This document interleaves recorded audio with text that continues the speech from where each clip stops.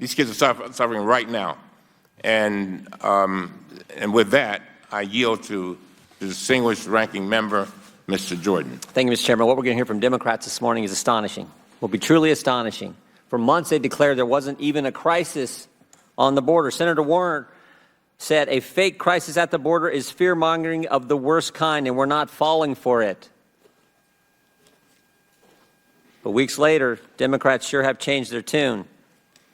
Chairman just recently said Congress cannot ignore the humanitarian crisis at the border. For years now, Republicans have been warning about the crisis and working hard to find solutions, and all the while Democrats have denied there was even a problem. This is not about politics. It's always been about preserving the integrity of our border and preventing the humanitarian crisis that we are all now witnessing. Democrats are in charge here. They set the agenda. The chairman could have had this hearing on a border crisis in January. He could have had one in February or March or April. Instead, prioritize political hearings like the hearing we first had, Michael Cohen, months and months ago. Think about this.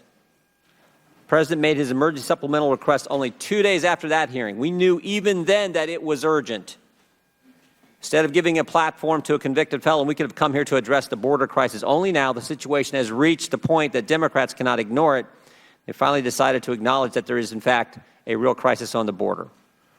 After months of the problem being pointed out and urgent calls for more funding, it wasn't until just before the July 4th recess that the House Democrats finally agreed, after waiting 8 weeks, finally agreed to pass the $4.6 billion supplemental emergency funding bill to provide some of the resources needed at the border. And despite the size and scope of the crisis, even this funding bill was not supported by many of the Democrats, including some testifying today. Once again, they would rather play politics with the border than work on solutions. They've now gone from denying that there is a crisis to accusing those working to stop it, our border agents, of actually creating a culture of cruelty, as some have said. Just yesterday, the chairman of the House Judiciary Committee gratuitously and erroneously accused our Border Patrol agents of committing negligent homicide. I was in the hearing when he said it.